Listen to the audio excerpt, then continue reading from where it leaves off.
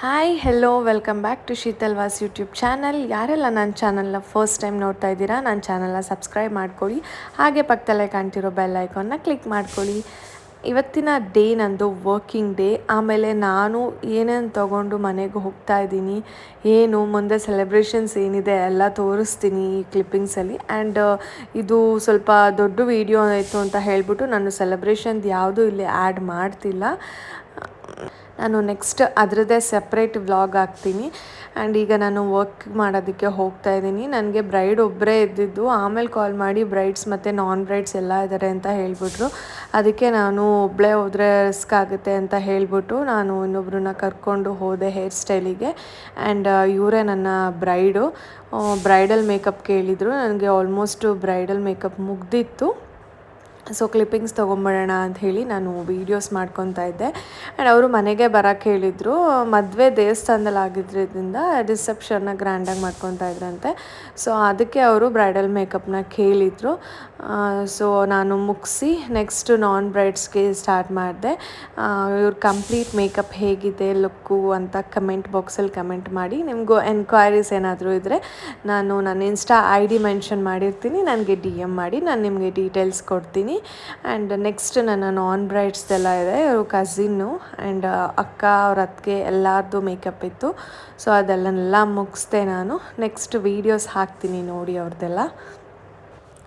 And ನಾನು ಒಬ್ಬಳೇ ಹೋಗಿದ್ದಿದ್ರೆ ತುಂಬ ರಿಸ್ಕ್ ಆಗಿಬಿಡ್ತಿತ್ತು, ಮಾಡೋಕ್ಕಾಗ್ತಿರ್ಲಿಲ್ಲ. ತುಂಬ ಲೇಟು ಕೂಡ ಆಗಿಬಿಡ್ತಿತ್ತು ಅವ್ರಿಗೂ. ಆ್ಯಂಡ್ ಇದು ರಿಸೆಪ್ಷನ್ ಆಗಿರೋದ್ರಿಂದ ನಮಗೆ ಸ್ವಲ್ಪ ಟೈಮ್ ಇತ್ತು. ಮಾರ್ನಿಂಗ್ 10:30, 11:30, 12:30 ತನಕ ಟೈಮ್ ಇತ್ತು. ನಾವು ಆಲ್ಮೋಸ್ಟ್ 8:45ಗೆ ಹೋಗಿದ್ದಕ್ಕೆ ನಮಗಲ್ಲಿ ವರ್ಕು 12:30 ತನಕ ವರ್ಕೇ ಆಯಿತು. ಏನೂ ಮಾಡೋಕ್ಕಾಗಲ್ಲ, 3-4 ಜನ ಇದ್ದಿದ್ದರಿಂದ. ಆ್ಯಂಡ್ ನಾನು ಒಬ್ಬೊಬ್ರಿಗೂ ಒಂದೊಂದು ಡಿಫ್ರೆಂಟ್ ಹೇರ್ ಸ್ಟೈಲ್ ಮಾಡಿದ್ದೆ. ಬಟ್ ನಾನು ಯಾರನ್ನೂ ಟರ್ನ್ ಮಾಡಿ ಹೇರ್ ಸ್ಟೈಲ್ ವೀಡಿಯೋಸ್ ಮಾಡ್ಕೊಳ್ಳೋಕ್ಕೆ ಆಗಿಲ್ಲ. ನಾನು ಅದನ್ನು ಇನ್ಸ್ಟಾಲ್ ಅಪ್ಲೋಡ್ ಮಾಡಿದ್ದೀನಿ. ಇನ್ಸ್ಟಾಗ್ರಾಮಲ್ಲಿ ನಾನು ಹೇರ್ ಸ್ಟೈಲ್ ಕಂಪ್ಲೀಟ್ ವೀಡಿಯೋಸ್ ಹಾಕಿದ್ದೀನಿ. ನನ್ನ ಇನ್ಸ್ಟಾಗ್ರಾಮ್ನ ಚೆಕ್ ಮಾಡಿ. ಆ್ಯಂಡ್ ಇವಳೇ ನನ್ನ ಫ್ರೆಂಡು, ನೋಡಿರ್ತೀರ ಕಾವ್ಯ ಅಂತ ಹೇಳಿಬಿಟ್ಟು, ನನ್ನ ಬೆಸ್ಟ್ ಫ್ರೆಂಡ್. ಇವಳ ಮನೇಲೇ ಪಾಪು ಇದ್ದ. ಸೊ ಹೊರಡ್ತಾ ಇದ್ನಲ್ಲ ಅಂತ ಹೇಳಿ ಕರ್ಕೊಂಡು ಹೋಗ್ತಾ ಇದ್ದೆ ಅವನ್ನ. ಆ್ಯಂಡ್ ಮತ್ತೆ ನಾನು ಮುಗಿಸಿ ಮದ್ದೂರಿಗೆ ಹೋಗಬೇಕಿತ್ತು. ಬಿಕಾಸ್ ಹೇಳಿದ್ನಲ್ಲ ಪಾಪುಗೆ 6 ಮಂತ್ ಶೂಟ್ ಮಾಡಬೇಕು ಅಂತ ಹೇಳ್ಬಿಟ್ಟು, ಅದಕ್ಕೋಸ್ಕರ ನಾನು ಹೋಗ್ತಾ ಇದ್ದೆ. ಆಮೇಲೆ ಪಾಪುಗೆ ಸ್ವಲ್ಪ ಐಟಮ್ಸ್ ತೊಗೋಬೇಕಿತ್ತು.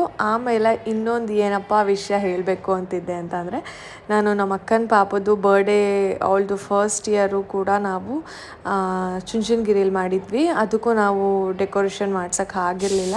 ಆ್ಯಂಡ್ ಸೆಕೆಂಡ್ ಇಯರ್ ಕೂಡ ಅವರು ಬ್ಯಾಂಗ್ಳೂರಲ್ಲಿ ಸಿಂಪಲ್ಲಾಗೆ ಮಾಡ್ಕೊಂಡಿದ್ರು ನಮ್ಮ ಅಕ್ಕ ಬಾವ. ಆ್ಯಂಡ್ ಅದಕ್ಕೆ ನಾನು 3rd ಇಯರ್ ಆದರೂ ನಮ್ಮ ಮನೇಲಿ ಮಾಡೋಣ ಅಂತ ಹೇಳಿಬಿಟ್ಟು ನಾನು ಪಾಪು ಬರ್ಡೇ ಅರೇಂಜ್ ಮಾಡೋಣ ಅಂತ ಅಂದ್ಕೊಂಡಿದ್ದೆ. ಸೊ ದಟ್ ಅವಳ ಬರ್ಡೇಗೆ ಕೇಕ್ ತೊಗೊಂಡೋಗೋದಕ್ಕೆ ಅಂತ ಬಂದ್ವಿ. ಮದ್ದೂರಲ್ಲಿ ಕೇಕ್ ತೊಗೊಂಡೋಗ್ತಾ ಇದ್ವಿ. ನನಗೆ ರೆಡ್ ವೆಲ್ವೆಟ್ ತೊಗೊಳ್ಳೋಣ ಅಂತ ಅಂದ್ಕೊಂಡೆ. ಯಾವಾಗಲೂ ಅದೇ ಟೇಸ್ಟ್ ಮಾಡ್ತೀನಿ ಅಂತ ಹೇಳಿಬಿಟ್ಟು ನಾನು ವೈಟ್ ಕೇಕ್ ತೊಗೊಂಡೆ. ವೈಟ್ ವೆಲ್ವೆಟ್ ಅಂತ ಅದು ಟೇಸ್ಟ್ ಮಾಡೋಣ ಅಂತ ಹೇಳಿಬಿಟ್ಟು ತೊಗೊಂಡೆ. ಆ್ಯಕ್ಚುಲಿ ಚೆನ್ನಾಗಿತ್ತು ಕೇಕು. ಆಮೇಲೆ ಯಾವ ಕೇಕ್ ತೊಗೊಂಡೆ ಏನು ಅಂತ ನಾನು ನಿಮಗೆ ನೆಕ್ಸ್ಟು ವ್ಲಾಗಲ್ಲಿ ತೋರಿಸ್ತೀನಿ. ಬಿಕಾಸ್ ನಾನು ಪಾಪುಗೆ, ನನಗೆ, ಅವಳಿಗೆ ಇಬ್ರಿಗೂ ತೊಗೊಂಡೆ. ಅದು ಯಾವುದು ಅಂತ ತೋರಿಸ್ತೀನಿ. ಆ್ಯಂಡ್ ಹಾಗೆ ಅಲ್ಲಿ ಹೋದರೆ ನಮ್ಮದು ಯಾವಾಗಲೂ ಪನ್ನೀರ್ ಪಫು ಮತ್ತು ಎಗ್ ಪಫ್ ತಿಂತೀವಿ. ನಾನು ಅರುಣ ತಿಂತಾಯಿದ್ವಿ. ಅವನು ಪಾಪು ಅಳ್ತಿದ್ದ ಅಂತ ಹೇಳ್ಬಿಟ್ಟು ಅರುಣ ಫೋನ್ ತೋರಿಸು ಅಂತ ಅಂದರು. ಅವನಿಗೆ ಅದೊಂದೇ ಸಾಂಗು ಹಾಕಿದ ತಕ್ಷಣ ನಗ್ತಾ ಇರ್ತಾನೆ. ನಾನು ಅಲ್ಲಿ ಹೋಗ್ಬಿಟ್ಟು ಅವರು ಲೆಟರ್ಸ್ ಎಲ್ಲ ಮಾಡ್ತಿದ್ರು. ಸೊ ದಟ್ ಅದನ್ನು ನೋಡೋಣ ಅಂತ ಹೋದೆ. ಅದು ತುಂಬ ಕ್ರಿಯೇಟಿವ್ ಆಗಿ ಮಾಡ್ತಿದ್ರು ನಿಜ. ಅದೆಲ್ಲ ಇವರು ಓಪನ್ ಆಗಿ ಇಲ್ಲೇ ಎಲ್ಲರ ಮುಂದೆನೇ ಮಾಡ್ತಾರೆ. ಅದೊಂದು ನೋಡ್ಕೊಬೋದು ಕ್ಲೀನ್ ಆ್ಯಂಡ್ ಹೈಜಿನ್ನಾಗಿ ಮಾಡ್ತಿದ್ದಾರಾ ಅಂತ ಹೇಳ್ಬಿಟ್ಟು. ಯಾಕೆಂದರೆ ಮಗುಗೆ ಮಾಡಿಸ್ತಿದ್ದಿದ್ದಲ್ವ ನಾನು. ಸ್ವಲ್ಪ ಯೋಚನೆ ಇತ್ತು, ಅವನೇನಾದರೂ ಸ್ಮ್ಯಾಶ್ ಮಾಡುವಾಗ ತಿಂದರೆ ಏನು ಆಗಬಾರ್ದಲ್ವ. ಅದಕ್ಕೋಸ್ಕರ ನಾನು ನೋಡಿಕೊಂಡು ಒಳ್ಳೆ ಫ್ಲೇವರೇ ಮಾಡಿಸೋಣ ಅಂತ ಹೇಳ್ಬಿಟ್ಟು ಮಾಡಿಸ್ತಾ ಇದ್ದೆ ನಾನು. ಆ್ಯಂಡ್ ಕಂಪ್ಲೀಟ್ ವ್ಲಾಗನ್ನು ನೋಡಿ ಗೊತ್ತಾಗುತ್ತೆ ನಿಮಗೆ ನಾನು ಯಾವ ರೀತಿ ಮಾಡಿಸಿದ್ದೀನಿ ಅಂತ ಹೇಳಿಬಿಟ್ಟು. ಆ್ಯಂಡ್ ಇದರಲ್ಲಿ ನಾನು ಲೆಟರ್ಸ್ ಬರ್ಸ್ತಾ ಇದ್ದೆ 6 ಮಂತ್ಸ್ ಅಂತ. ಅದನ್ನು ಅವರು ಕಟ್ ಮಾಡ್ತಾಯಿದ್ರು ಅಲ್ಲಿ. ಆ್ಯಂಡ್ ಇವರು ಏನೇನೋ ಡಿಸೈನಿಗೆ ಮಾಡ್ತಾಯಿದ್ರು. ಮತ್ತು ನಾನು ಕೇಕ್ನ ತೊಗೊಂಡು ನಾವು ಹೊರಟ್ವಿ. ಕಾರ್ ಹತ್ತಿದ ತಕ್ಷಣ ಪಾಪು ಮಲ್ಕೊಂಬಿಟ್ಟ. ಆಮೇಲೆ ಪೆಟ್ರೋಲ್ ಹಾಕಿಸ್ಬೇಕಿತ್ತು. ಪೆಟ್ರೋಲ್ ಹಾಕಿಸಿ ನಾವು ಹೊರಟ್ವಿ. ನಾನು ಆ್ಯಕ್ಚುಲಿ ಹಿಂದೆ ಕೂತ್ಕೊಂಡಿದ್ದೆ. ಅವರು ಕೇಕು ಅಳ್ಳಾಡುತ್ತೆ ಅಂತ ಹೇಳಿಬಿಟ್ಟು ಸೀಟ್ ಮೇಲೆ ಇಡಬೇಡಿ, ಕೆಳಗಡೆ ಇಡಿ ಅಂತ ಹೇಳಿದ್ರು. 2 ಇತ್ತಲ್ಲ, ಸೊ ದಟ್ ಕೆಳಗಡೆ ಒಂದು ಫ್ರಂಟ್ ಸೀಟಲ್ಲಿ ಒಂದು ಇಟ್ಬಿಟ್ಟು ನಾನು ಹಿಂದೆಗಡೆ ಪಾಪನ ಮಲ್ಕೊಂಡಿದ್ದೆ, ಬ್ಯಾಗೆಲ್ಲ ಇತ್ತಲ್ಲ ಅಂತ ಹೇಳ್ಬಿಟ್ಟು. ಅವ್ನಿಗೆ ಆಲ್ಮೋಸ್ಟ್ ಹಿಂಗೆ ಮಲಗಿಸ್ಕೊಂಡ್ರೆ ಆರಾಮ್ಸ ತೊಡೆ ಮೇಲೆ ಮಲ್ಕೊಂಬಿಡ್ತಾನೆ. ಅದಕ್ಕೋಸ್ಕರ ಅವನಿಗೂ ಕಂಫರ್ಟ್ ಇರಲಿ, ಬೆಳಗ್ಗೆಯಿಂದ ಸ್ವಲ್ಪ ಸ್ಟ್ರೈನ್ ಆಗಿದ್ದಾನೆ ಅಂತ ಹೇಳಿಬಿಟ್ಟು ಅವನ್ನ ನಾನು ತೊಡೆ ಮೇಲೆ ಮಲಗಿಸ್ಕೊಂಡು ನಾನು ಹೋಗಿದ ತಕ್ಷಣ ಸ್ವಲ್ಪ ಊಟ ಮಾಡಿ ಮಲ್ಕೊಂಡಿದ್ದೆ. ಸ್ವಲ್ಪ ಕೈಯೆಲ್ಲ ಹಾಗೆ ಇತ್ತು, ಲಿಪ್ಸ್ಟಿಕ್ ಎಲ್ಲ ಮಲ್ಕೊಂಡು ಎದ್ದಿದ ತಕ್ಷಣ ಮಳೆ ಸ್ಟಾರ್ಟ್ ಆಯಿತು. ನಾನು ಸ್ಟಾರ್ಟ್ ಮಾಡೋಣ ಅಂತ ಅಂದ್ಕೊಂಡಿದ್ದೆ ಡೆಕೋರೇಷನ್ನ. ನನ್ನ ತಮ್ಮಂಗೆ ಹೇಳಿದ್ದಿತ್ತು. ಸೊ ಡೆಕೋರೇಷನ್ ಸ್ಟಾರ್ಟ್ ಮಾಡೋಣ ಅಂತ ಅಂದ್ಕೊಂಡ್ವಿ, ಬಟ್ ಮಳೆ ಸ್ಟಾರ್ಟ್ ಆಯಿತು. ಸೊ ಬೇಡ, ಸಂಜೆನೇ ಮಾಡೋಣ ಅಂತ ಅಂದ್ಕೊಂಡು ಸುಮ್ಮನೆ ಆಗಿಬಿಟ್ವಿ. ಆಮೇಲೆ ನಮ್ಮ ಅಕ್ಕ ಭಾವ ಎಲ್ಲ ಬಂದರು. ಅವ್ರು ಬಂದಾಗ ಆಲ್ಮೋಸ್ಟ್ 4:30 ಆಗಿತ್ತು ಅಂತ ಅನಿಸುತ್ತೆ. ಒಂದು ರೌಂಡ್ ಮಳೆಯೆಲ್ಲ ಬಂದು ನಿಂತಿತ್ತು. ಆಮೇಲೆ ಅವ್ರು ಬಂದರು. ಅವ್ರಿಗೂ ಯಾವುದೋ ಫಂಕ್ಷನ್ ಇತ್ತಂತೆ. ಫಂಕ್ಷನ್ ಮುಗಿಸ್ಕೊಂಡು ಅಲ್ಲಿಂದ ಬಂದರು ಅವರು ಡೈರೆಕ್ಟು. ನಮ್ಮ ಪಾಪು ಅಲ್ಲಿಂದನೇ ನಾಚ್ಕೊತಾ ಇದ್ಲು ಅರುಣ ಅವ್ರನ್ನ ನೋಡಿಬಿಟ್ಟು. ಅರುಣ ಅಂದರೆ ತುಂಬ ಇಷ್ಟ ಅವಳಿಗೆ, ನೋಡಿ ನಾಚ್ಕೊತಾ ಇದ್ಲು. ಆಮೇಲೆ ಅಮ್ಮ ಪಾಪುನ ಎತ್ಕೊಂಡು ಬಂದರು. ಅವಳಂತೂ ತುಂಬ ಖುಷಿಪಟ್ಲು. ಅವಳಿಗೆ ಈ ಥರ ಡೆಕೋರೇಷನ್ನು, ಬಲೂನ್ಸು ಅಂದರೆ ತುಂಬ ಇಷ್ಟ. ಅವಳಿಗೆ 1 ವರ್ಷವೂ ನಮ್ಗೆ ಮಾಡೋಕ್ಕಾಗಿರಲಿಲ್ಲ ಅಂತ ಬೇಜಾರಿತ್ತು. ಅದಕ್ಕೋಸ್ಕರ ಈ ಇಯರ್ ಮಾಡಲೇಬೇಕು ಅಂತ ನಾನು ಫಿಕ್ಸ್ ಆಗಿದ್ದೆ. ಬಟ್ ನಮ್ಮ ಅಕ್ಕ ಬೇಡ ಅಂದ್ಲು. ಬೇಡ, ಅದೆಲ್ಲ ಏನಕ್ಕೆ, ಸುಮ್ಮನೆ ಬೇಡ ಅಂತಲೇ ಇದ್ಲು. ನಾನು ಆ್ಯಕ್ಚುಲಿ ಊಟದ ಪ್ಲ್ಯಾನ್ ಎಲ್ಲ ಮಾಡಿದ್ದೆ, ಅಮ್ಮ ಊಟ ಇಟ್ಕೊಳ್ಳೋಣ ಅಂತೆಲ್ಲ. ಬಟ್ ನಮ್ಮ ಅಕ್ಕನೇ ಅದನ್ನೆಲ್ಲ ಬೇಡ, ಸುಮ್ಮನೆ ಅವೆಲ್ಲ ಏನು, ಸುಮ್ಮನೆ ಸಿಂಪಲಾಗಿ ಮಾಡೋಣ. ಫಸ್ಟ್ ಇಯರ್ ಹೇಗಿದ್ರು ಗ್ರ್ಯಾಂಡಾಗಿ ಮಾಡಿದ್ದೀವಲ್ಲ, ಫಸ್ಟ್ ಇಯರ್ ನಾನ್ ವೆಜ್ ಮಾಡಿಸಿ ದೇವಸ್ಥಾನದಲ್ಲಿ ಚುಂಚನಗಿರಿಯಲ್ಲಿ ಗ್ರ್ಯಾಂಡಾಗಿ ಮಾಡಿದರು. ಸೊ ಬೇಡ, ಸಾಕು ಅಂತ ಹೇಳಿದ್ಲು. ನಾನು ಅಟ್ಲೀಸ್ಟು ನಮ್ಮ ಫ್ಯಾಮಿಲಿ ಇಲ್ಲಿ ಊರಲ್ಲಿರೋರಿಗೆ ಮಾಡೋಣ ಅಂತ ಅಂದ್ಕೊಂಡಿದ್ದೆ, ಬಟ್ ಆಗಲಿಲ್ಲ.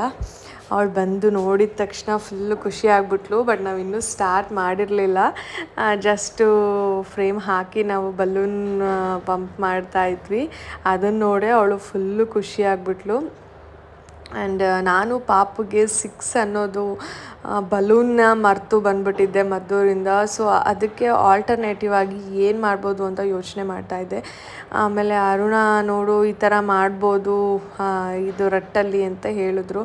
ಸೊ ಟ್ರೈ ಮಾಡೋಣ ಅಂತ ಹೇಳಿಬಿಟ್ಟು ನಾನು ಅದನ್ನು ಟ್ರೈ ಮಾಡ್ತಾಯಿದ್ದೆ.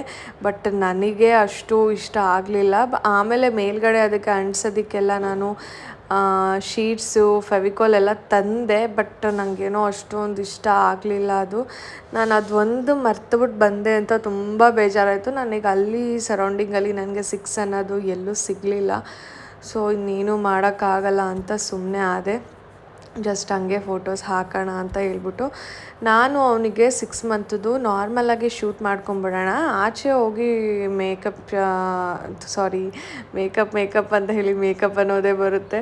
ನಾನು ಆಚೆ ಅವನಿಗೆ ಶೂಟ್ ಮಾಡಿಸೋಣ ಸ್ಟುಡಿಯೋಗೆ ಹೋಗಿ ಅಂತ ಅಂದ್ಕೊಂಡಿದ್ದೆ.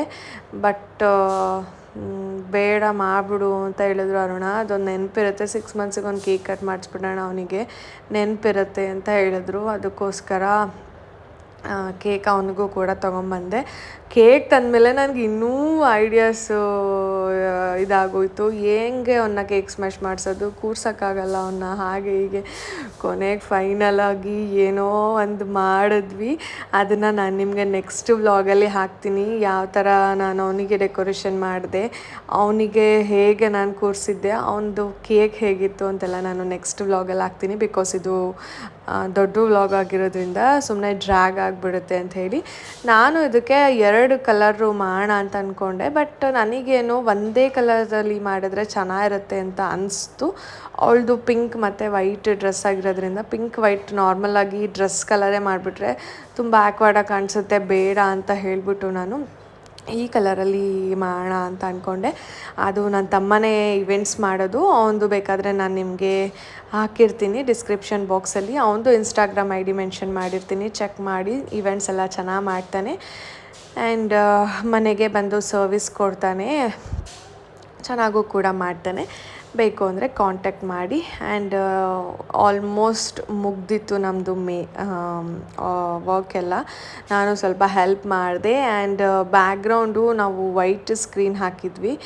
ಆಮೇಲೆ ಸ್ವಲ್ಪ ಕತ್ತಲೆ ಆದಮೇಲೆ ಅಲ್ವಾ ನಾವು ಸ್ಟಾರ್ಟ್ ಮಾಡ್ತಿದ್ದಿದ್ದು, ಸೊ ದಟ್ ಅಲ್ಲಿ ಬ್ಯಾಕ್ಗ್ರೌಂಡ್ ಏನು ಕಾಣಿಸಲ್ಲ ಆ ಕಡೆ ಇರೋದೆಲ್ಲ ಅಂತ ಹೇಳ್ಬಿಟ್ಟು ನಾವು ಈ ಸೈಡೇ ಹಾಕಿದ್ವಿ.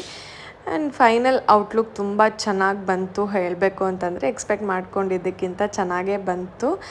ಆ್ಯಂಡ್ ದೆನ್ ನೆಕ್ಸ್ಟ್ ವ್ಲಾಗಲ್ಲಿ ನಾನು ನಿಮಗೆ ಕಂಪ್ಲೀಟಾಗಿ ಸೆಲೆಬ್ರೇಷನ್ ಪಾಪೋದು ಹೇಗಾಯಿತು, ನಮ್ಮ ಅಕ್ಕನ ಮಗಳದ್ದು ಹೇಗಾಯಿತು ಅಂತ ನಿಮಗೆ ಕಂಪ್ಲೀಟ್ ವ್ಲಾಗ್ನ ಹಾಕ್ತೀನಿ. ನಾವಿದು ಮಾಡಿರೋದು ಟೆರೆಸ್ ಮೇಲೆ, ಮನೆ ಮೇಲ್ಗಡೆ. ನಾನು ನಿಮಗೆ ನೆಕ್ಸ್ಟ್ ವ್ಲಾಗಲ್ಲಿ ಮೀಟ್ ಆಗ್ತೀನಿ. ಇಷ್ಟ ಆಗಿದ್ದರೆ ಲೈಕ್ ಮಾಡಿ, ಶೇರ್ ಮಾಡಿ, ಕಮೆಂಟ್ ಮಾಡಿ. ನೆಕ್ಸ್ಟ್ ವ್ಲಾಗಲ್ಲಿ ಮೀಟ್ ಆಗ್ತೀನಿ. ಬಾಯ್ ಬಾಯ್.